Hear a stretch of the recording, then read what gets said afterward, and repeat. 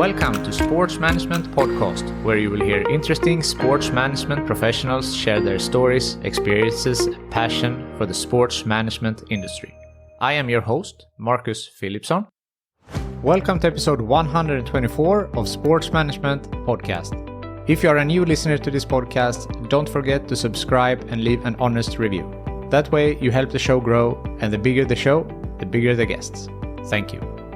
Today's guest is Eric Loftus, the VP of Cape and Island Tennis and Track and the President for Northeast Padel. Cape and Island Tennis is the United States Northeast's leading tennis court and athletic track construction, and Northeast Padel is a similar vein but for padel. Get ready to learn when the padel boom will hit the US, how Eric discovered padel, what some barriers are for padel in the US, if pickleball is a threat to padel, why you should be so good that you can't be ignored, and much more. Eric Loftus, welcome to Sports Management Podcast. Hey, thank you very much for having me. Really excited to talk to you today. First of all, is it pronounced padel or padel? What are we going with here?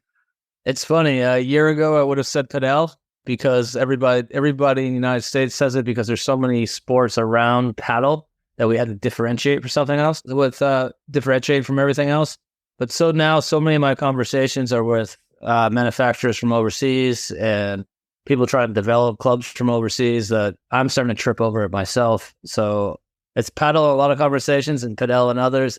I think people may disagree with me, but I think eventually the paddle pronunciation will start leaking into the United States, and you'll start seeing more and more of that. That's my guess. I see. So since I'm European, I will go with paddle. And then if someone has a problem with that, they can send a message, let me know. I may switch in between because I can't keep it straight. No worries.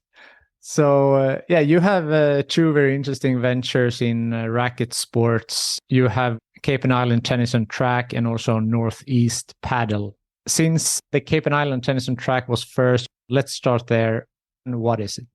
I joined Cape and Island Tennis in 2011. It was founded over 50 years ago in 1972 by the founder here, and now my partner, who is the founder's nephew, and I run the business. He runs the running track side of the business because we build running tracks as well, and I run the court development side of the business. So it was kind of a childhood business, childhood friends of mine in the business. I grew up with the founder's nephews and sons, and I wanted to move back to my hometown after doing a lot of different things, but most recently in kind of investment real estate.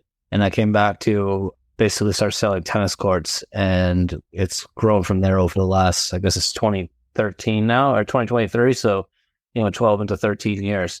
So we've been growing that business. We're the largest company, the most award-winning company of what we do in New England, most award-winning in the United States.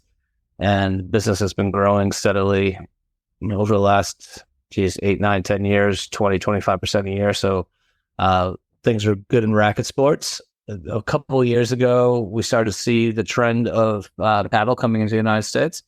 I had the opportunity to play early and then go to Europe and see the game over there and could see the writing on the wall as pickleball was surging through the United States, padel was surging through Europe. The game, for a lot of different reasons, is more exciting, paddle being more exciting, more interesting, at least to me. Started doing due diligence a couple of years ago on, all right, how is this going to look in the United States? It was very important for us to enter the market with a strong product because everything we do is top shelf and our clientele demand it. So we want to make sure that we weren't just taking a leap.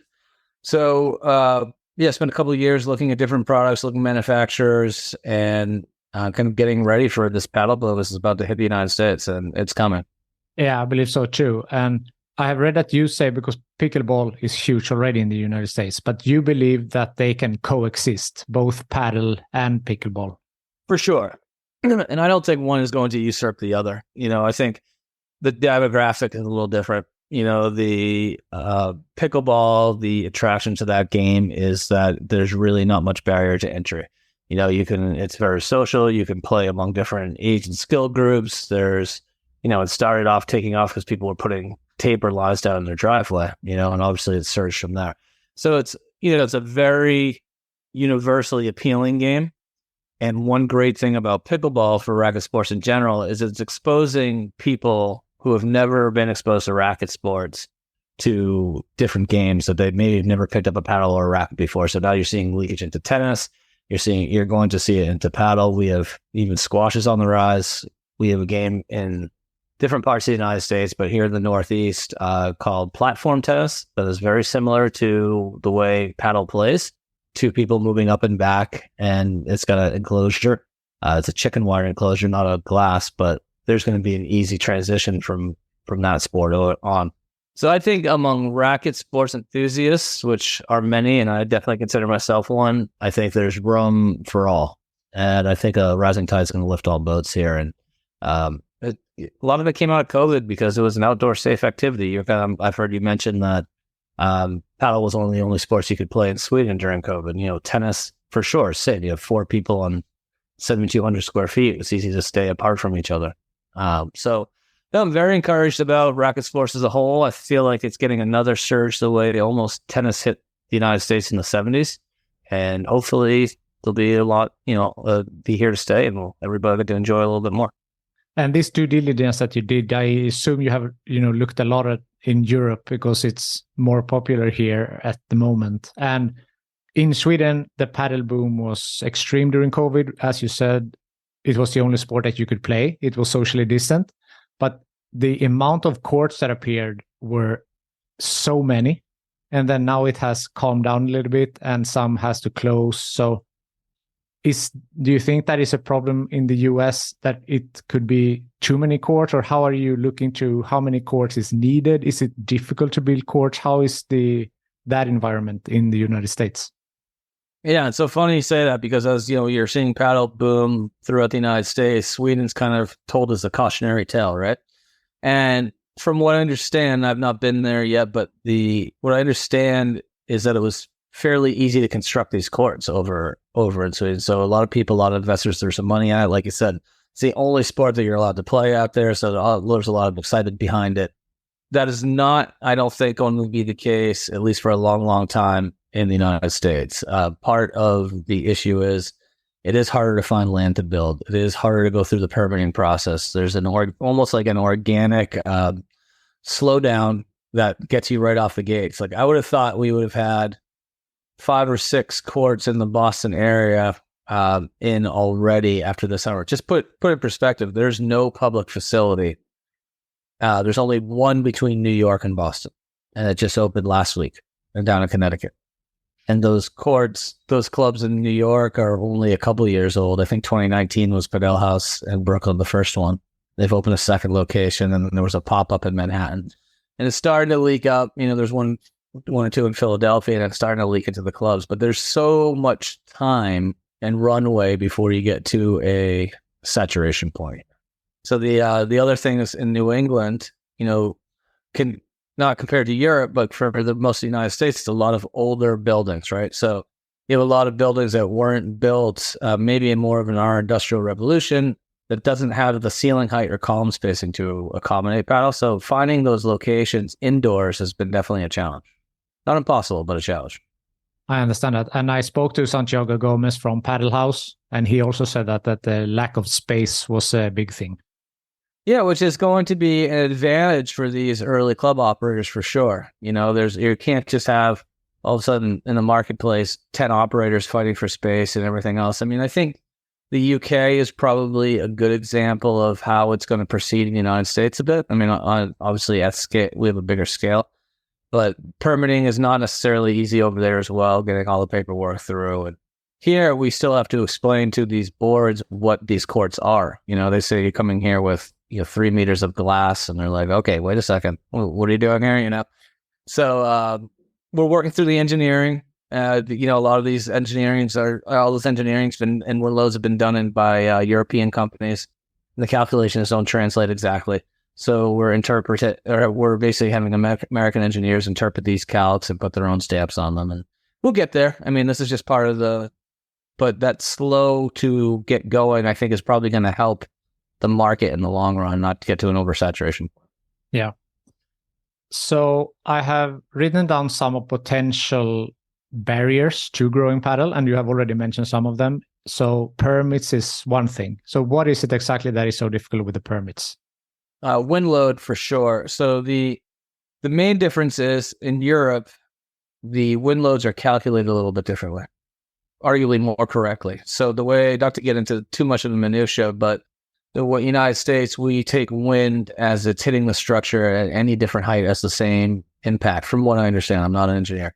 And in Europe, at least Spain, where a lot of these calculations are being developed, they're on a taper. So meaning that the wind load is higher at the top of the structure than it is at the bottom of the structure, which from what I've learned is more true to how wind actually affects a building or, a court or something like that. So, and plus they're all in all these units that are different than the everyday engineers, and more importantly, what the municipal building inspectors are used to looking at.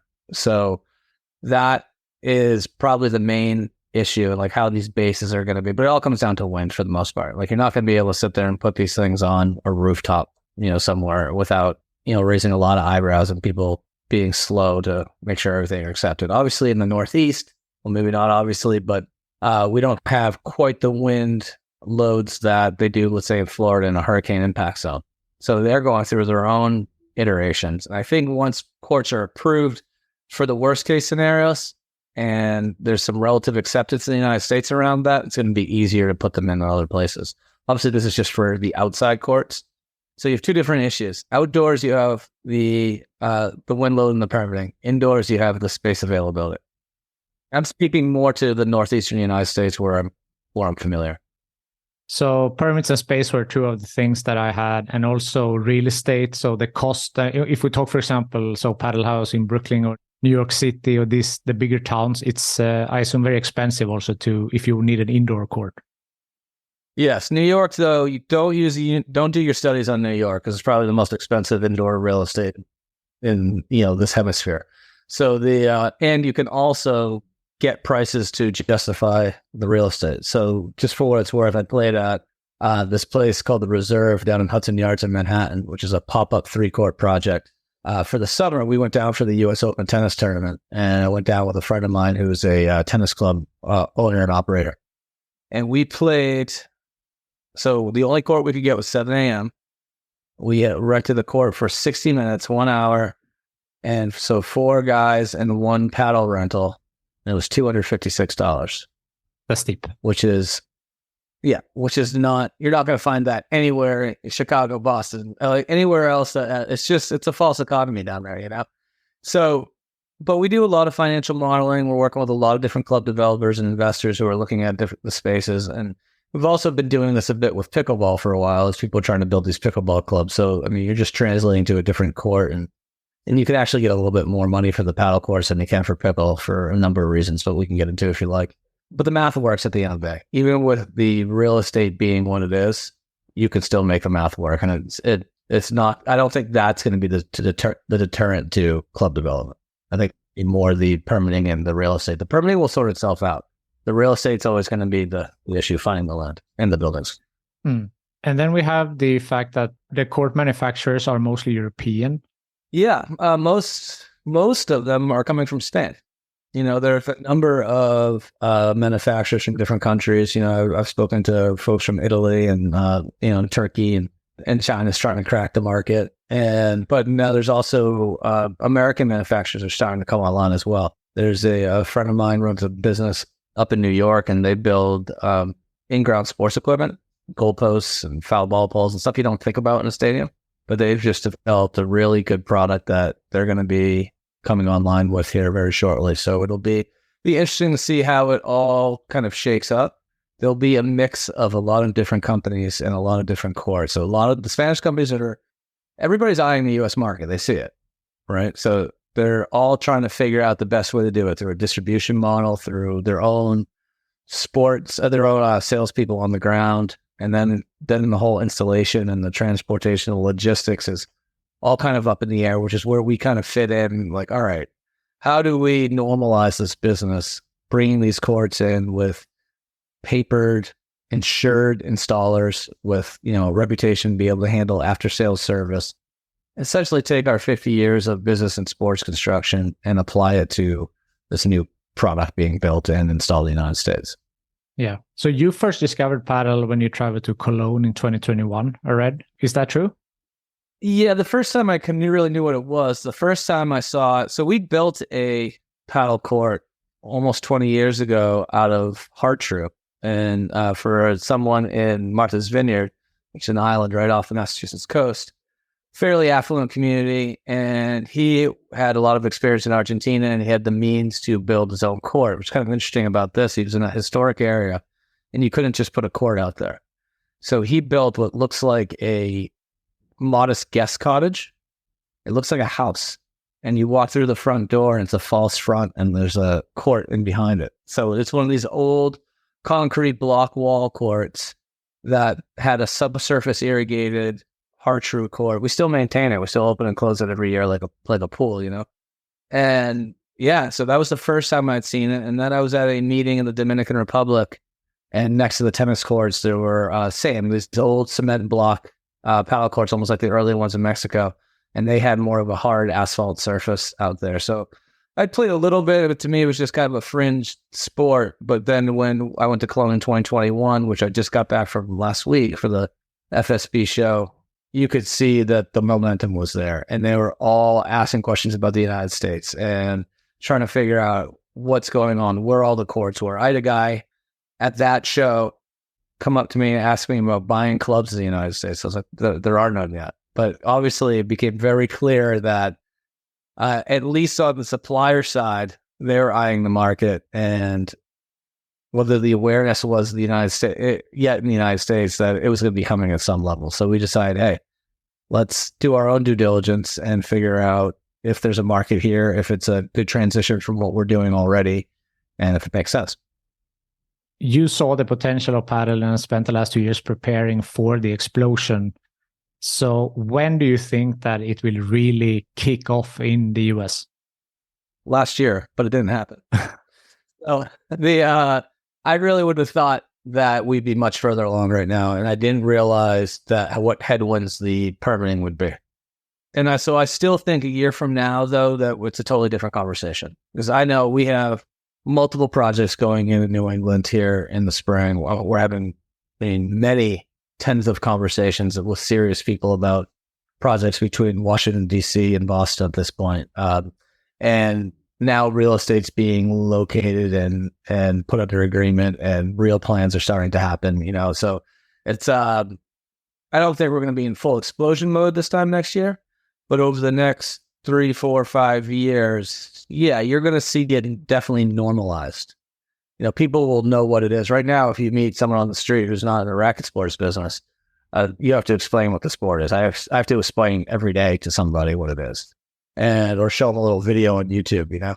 But I think at that point, it won't be quite pickleball universal recognition, but people will have heard of it. Because, I mean, the New York Yankees has invested in paddle. You see all the time, famous athlete, David Beckham is playing paddle. So, I mean, the word is out there, and also in the US. So I assume it's just a matter of time. And as you said, with the permits, and there are these small hurdles, but the interest for paddle is there. For sure. And the first adopters will be the existing, you know, racket sports players, your squash players, your platform tennis players, your tennis players. So people who are kind of immersed in that community already. And I think what you're going to see here is that the club market is going to take off first, meaning private investors building their own purpose-built clubs. Then what we have a little bit different than a lot of Europe, we also have, you know, the country club market. And so a lot of these are golf clubs, not necessarily racket clubs, but they have a racket sports, a part of the whole club institution. And what is happening is people are playing these games and then going back to their own private clubs where they're members and say, hey, we want to add this to the sport. And it's kind of what happened in the tennis boom in the United States at the beginning. Also, tennis courts are being added to these golf clubs. And then from there, the ones who could afford it and really wanted it would start adding it to their homes. You know, what's interesting about pickleball is that pickleball operators are actually competing against municipalities everywhere because there's so much pressure from the pickleball players, which is not necessarily in that gated country club world, right? It's a much more utilitarian, egalitarian game, that they are pressuring their recreation departments of all their towns and cities. And now all these towns are being pressured to build multi-court, 12, 16 court facilities in their towns. So if you're an operator only in the pickleball world, and granted in the Northeast, you have the indoor option, but you have your market are people who are used to playing for, or will be used to playing for free outside. Whereas paddle is not going to have that municipal support because there's too much maintenance, the glass, the whole thing. They just walking behind it. What's the opportunity to get into the college sports? Because that's something that US has that Europe doesn't have in the same way. Yeah, I think that's a very interesting option. Tatika started with the big launch of the project at University Pacific, right? It's going to be the first college pickle and paddle facility or dedicated teams or clubs over there on the West Coast. And of course, they're going to need somebody to play, right? So they can't just be a inter-school club sport their whole life. So eventually they'll start talking to people. Those athletic directors all talk, and you'll see it start percolating out of there. What we have in New England is we have a lot of private boarding schools, almost similar to the UK system.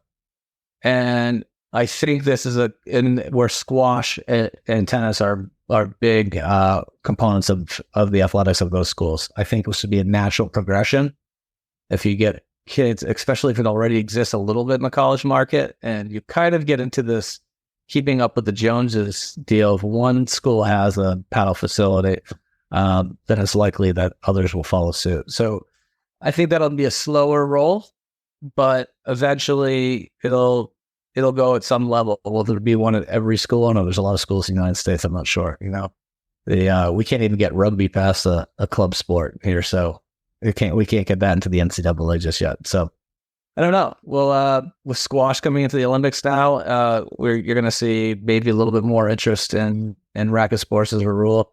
Obviously, paddle's targeting Brisbane in 32, which will create awareness, but for how long? I make a joke sometimes, like Americans love curling every 4 years when it's at the Winter Olympics, and then we forget about it for a while. But me too. Yeah. There are some sports that you can get so super excited about only during the Olympics, and then you have no idea what's going on the rest. Yeah. One other thing about U.S. sports, and I'll say two things. It's you have to get the kids involved. In the United States, you have a lot of competition for that kid's time or your own personal time. I mean, I'm in my mid-40s. I run a business. I have 2 children. I can't do every extracurricular thing that I would like to do, but I still find time to play racket sports so I can do it at like 2-hour chunks, But you have my son is 8 years old, and you have people trying to get him in the spring to play lacrosse, soccer, and baseball.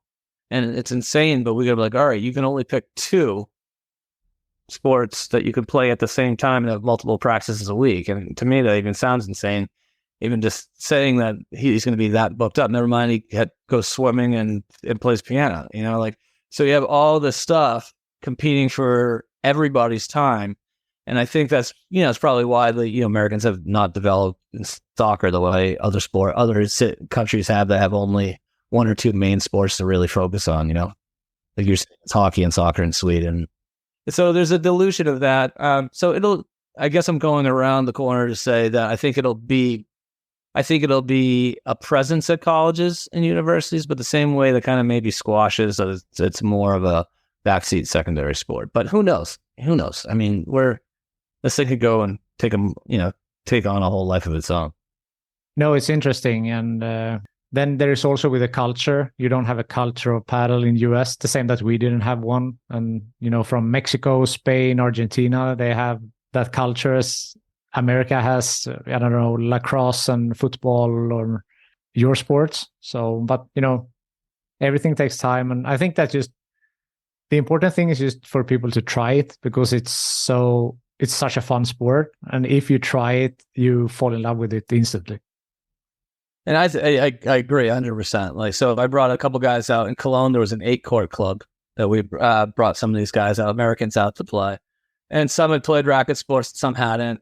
But man, like nobody wanted to get off when we got kicked off the court. It was kind of interesting when we were over there. Is there the same way we see like parents sitting around a soccer field waiting for their kids to finish practice or whatever? There were parents socializing as the kids were taking clinics. And, one thing I think that, we had racquetball here in the 80s and 90s, or more the 80s, and it went really popular for a while, then died. But it never really showed well on television. It's hard to visualize it, whereas I think that's one advantage that paddle has over almost every other racket sport, is that it shows very well on TV. It's exciting to watch. The points are exciting. The panoramic courts make it really cool and easy for, camera angles and everything else to make it worth watching. So if that gets popular, and as soon as we're allowed to bet on it, then it'll really take off. Yeah. Spoiler, I want to have I'm talking to a guy right now, a lawyer, about having on sports betting, because it's in the US. Very, very interesting topic as well. It's very interesting, and it's become much more accepted than it was even the last 5-8 years. It was only allowed in Las Vegas and other areas that had casinos. Now it's the state, each of the individual states can't say no to the tax money. Yeah. There's a lot behind it. So true. No, it's exciting. And I think there will be, because we have a lot of people here, it'll be at 300 plus million people. You don't need it to be the number one sport in the country to be popular and exciting. There's a tennis court. There's multiple tennis courts in every town park and in the United States. And so it's exciting time for racket sports, like I said. Definitely. I want to talk a little bit about your journey and how you got started. So I know you grew up in Bourne and then went on to Elon University. So just, talk a little bit about when you grew up, how did you, get into sports and your journey up until today? Sure. So I grew up in Bourne, which is where Pocasset, where Cape Island Tennis and Northeast Padel is part of Bourne. So I grew up in this town. That's what I said. It's a kind of a family business that I moved back to after a number of years. I came from a fairly middle-class family, right? And what's very interesting is that, but we live by the coast. So in the summer, all these, we said rich kids would come from different other towns and states and everything else. And they would come and they'd come into town and they would play tennis. And I had nothing to do with tennis. Tennis was their sport. We were playing baseball and soccer and American football and everything else. And tennis was for the rich kids. So I never picked up a racket until I took the job at this company in 2011. So I played baseball through high school and soccer and football. And in college, I played rugby for 4 years, basically because I wasn't good enough to play those other sports I'd played the whole life. So they'll let anybody play rugby. But we had a blast at it and did pretty well. And then as you get older, you're looking for, if you've played sports your whole life, it's either you look for some of that juice to keep going again, So I started playing tennis when I knew I was going to take this job. I was like, hey, if I'm going to be selling tennis courts, I better know how to hit a ball. And I took a whole bunch of lessons, but learning something when you're 34, 35 is a little humbling, if you've never done it before.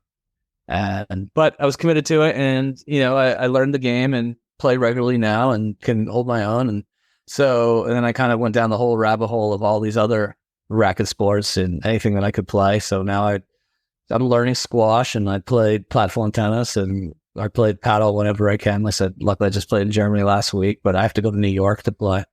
So hopefully part of this whole thing may be self-serving, just so I can play more. I have more courts, by my house. Yeah. So yeah, it was good. So I moved away for a while. After college, I went down the Caribbean for 4 years working on sailboats, and didn't know what I wanted to do yet, but I knew I wasn't ready quite to go to work. So I spent winters in the Caribbean and summers on Martha's Vineyard out here, kind of working in the boating industry. But then met my wife. She went to grad school in Boston. I followed her. Figured I got to figure out how to get a real job. So started working in renting apartments and then buying and selling 3-family apartment buildings, and got a job working for a cell tower company, buying and selling tower portfolios and that sort of thing. But I didn't really love corporate America by any stretch. I had too much freedom for that point. So anyway, long story short is I was talking to one of my childhood friends who's now my partner, and they were looking for someone to come and grow the sales of the tennis division of the company. And so I learned how to play tennis, came down here, and and here I am back, full circle back where I grew up, and it's been great. I'm so happy to be here.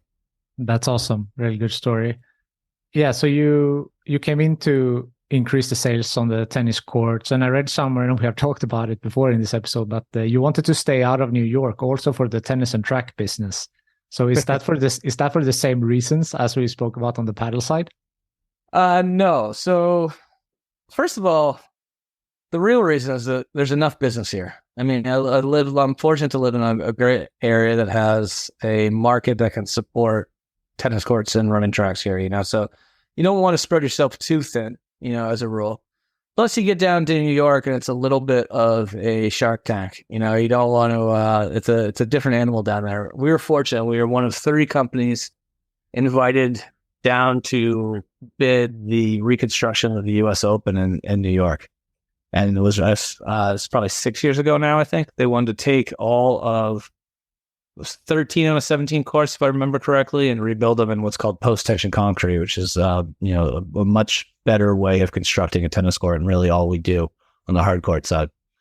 And you go in there, and it's a different world of buying and selling and talking and permitting and everything else. And I joke around. I'm glad I was invited to bid the US Open. I'm really glad I didn't win, because I don't know, I was spent all summer there. We probably lost our shirt. And I kind of ran back to Cape Cod with my tail between my legs. But it was a heck of an experience. But for that, Matt, on the paddle side, it's different because this whole area, which we know very well, needs somebody who knows how to implement from ground up construction. Right now the market is kind of convoluted. You have a lot of people trying to buy directly from Spain. And the truth is, a lot of these folks are flying over to install who may or may not have the proper paperwork in place. They're coming over, they're get off the airport, they go to the port, they try to get it out of port. It's the homeowner, club owner doesn't even really know exactly what they're getting. They're starting out at risk, as heaven forbid something happens to somebody, or something breaks, and now they have to run back to Spain to get more glass or something. It's a bit of a hassle, and it just needs to be. There's an opportunity for it to be normalized. To have a company to be able to come in here, install it with experienced papered crews who have workman's comp insurance, who can come back and take care of the court year after year. Can come back if there's an issue, can offer after sales service, can put them up and take them down, who knows how to import them now, which was an education I know now, but I learned a lot along the way, and be able to store them and warehouse them. And I think that it's just kind of the naturalization of a new market, basically a foreign market coming into the United States. So why can't the glass and the rest of the sand and the courts be made in the US? Is it a cost issue, or is it the knowledge that they already have that in Spain, or what? Why is it so important to import it from Europe? It can be. It's just the market's so new now that people who want... So what happens, people get addicted to this game, right? So they're like, I want a court right now. I'm not going to wait 5 years for the market manufacturing to get mature in the United States. How do I get this now? And a lot of these folks have the means to procure what they want right now, right? So like, all right, we'll get these guys to import it. Spain or whomever is eager to make a sale. And they're like, well, who's going to install it? It's like, all right, we'll fly guys over there. We'll help you out. You have to pour the concrete, though. And they're like, well, what am I supposed to do? What am I supposed to pour? And they send something that's a document in Spanish, or even, metric might as well be Spanish to a lot of us, right? So you send it over, and then they got to find some local contractor who can go put this in and hope that these guys show up, So it's just a lot of confusion. Whereas, we can kind of normalize and handle the whole process. And yeah, eventually, like I said, these guys out in New York, they'll be building their own equipment, and it'll normalize a bit. There'll still be a market for all the courts in Spain too, because there's name recognition and there's price point, and there's just going to be a big market. So there'll be an opportunity for a lot of these guys to get in there. And I'm not real worried about competition for good installers and good manufacturers. I think right now, everything that you could put on the ground, every club that you can get built is better for everybody, no matter who does it. There's plenty to go around. Everything we've done in our company has always been collaboration, not competition, if we can help it. It's so much better when everybody wins. So we're trying to approach this from that same mindset. Yeah. I want to back up a little bit. You mentioned that you were shortlisted to bid for the US Open. And you said it was quite the experience. I heard on another episode and you said something similar, but how was that experience and why were you happy that you didn't win? And, I'm sure there was a lot going on there. Well, so put it all in perspective, a couple of years ago, we did one other job in New York for the USTA, which is the governing body of tennis in the United States. And we bid that job, or I bid the job, and it was 2 stadium courts at a really cool facility called the Cary Lead Center, where it's in the South Bronx, which is historically pretty, let's say, lower socioeconomic neighborhood.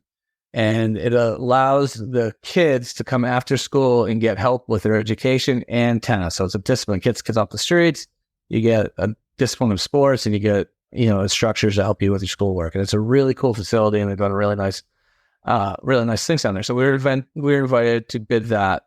And I bid what I thought it would cost, and then I doubled it. And I barely broke even on it by the time I was done. It's just the logistics of this big city, Manhattan, bringing cranes in, buying concrete from someplace that the guy has to sit in traffic for an hour before he gets to. You're waiting for that concrete. And not to get to the minutia of construction, but you need steady service and getting that poured on time. And now you're pulling your hair out because you need the project to go correctly, and so just all these little hidden costs that I just don't have the experience with in a big metropolitan area like that. Boston's different because we know it, we have the infrastructure, and it's nowhere near the size of New York, really, at the end of the day. But then you get to New York, and they're all right, well, this is your concrete supplier.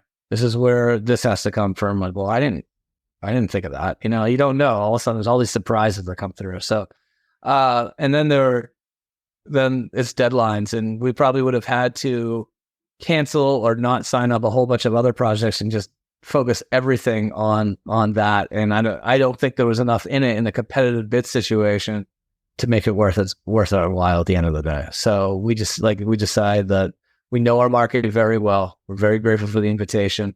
It's nice to be asked, and we went back home. We put a high number. It was high enough to get that someone else was selected. I see. But so maybe from a financial perspective, it wouldn't make a lot of sense, but it would more be from a brand play, maybe. Without a doubt. And just for what it's worth, the part of the contract said you couldn't advertise that you had built it. So there you go. That was in the fine print. I see. Nothing against the USTA. But like I said, it was nice to have been invited, but I think it was all better for us and our company that we were able to do other things that summer that maybe could keep the doors open, keep the lights on, What would be your best advice for someone with ambitions to work in sports, or maybe racket sports specifically? I think that's probably do what you love first, because there's a lot. If you like to look at sports, there's a million different ways to do it, right? If you're going to be manufacturing, like some folks, or if you're going to be in construction, if you're going to be in marketing or broadcasting or anything else. I go and get a job in the industry that you like, and I always say this to our guys too, be so good that you can't be ignored. That's my definitely advice is for younger people, if you get an opportunity to be in an industry that you love and you want to grow in, don't ask for what can these people do for me? How come I'm not getting my fair share? If you are, as someone who was young like that and now in a position where I'm hiring people, if you are so good and I will fight to keep you, if you're so good that you are so invaluable, people will open doors for you. People will want you on their team. What people don't understand, what kids or employees don't necessarily understand, is that we don't want to go through the hiring process of finding somebody else. We want the people that we have to be the best. And if you want to get into that sport, go in there, and I don't care what the job is, just kick ass at it. Do everything you possibly can.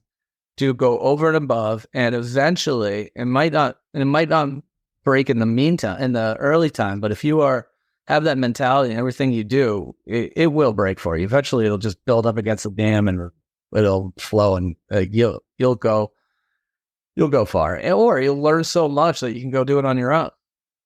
So I don't know, I would say find where you want to be and get after it. That's good. Be so good that you can't be ignored. That's a good quote. Yeah. Love it. That's, I think it speaks volumes, because I've seen it so many times with our employees, with other kind of younger folks, like those people, and one thing they also know is, like, as you get older, you want to pass down what you learned. The mentor-mentee relationship works both ways. When you're young, you're looking for someone to teach you. When you're old, you're looking to teach somebody. So be that person that somebody wants to teach. Yeah.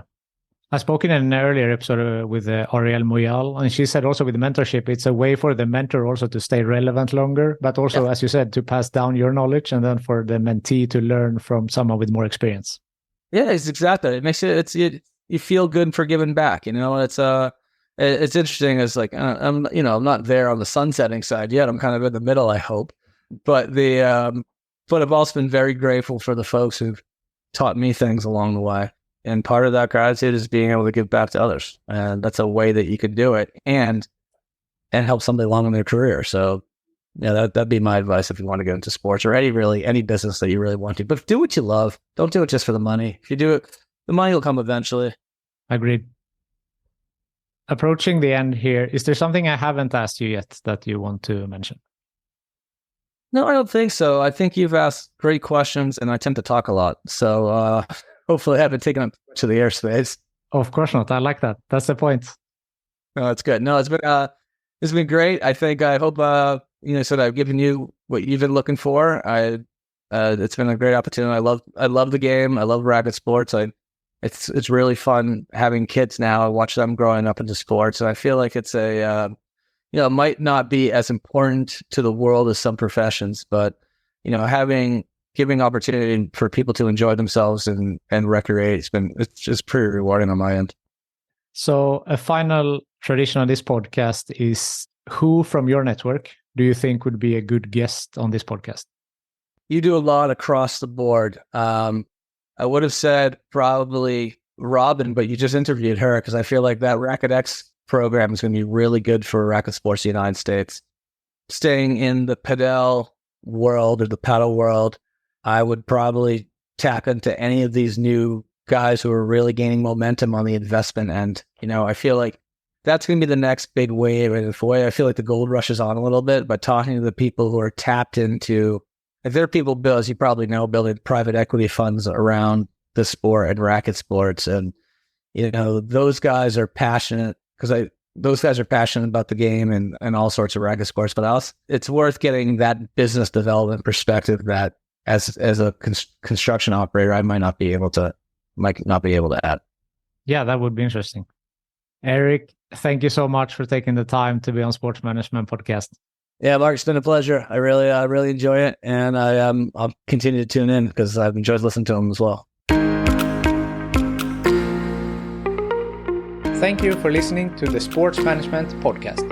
Please hit the subscribe button so you don't miss out on any upcoming episodes. Also, feel free to leave a comment about what you thought about this episode. If you want to get in contact with me, send an email to sportsmpodcast@gmail.com or hit me up on Facebook, Twitter, or Instagram @sportmpodcast.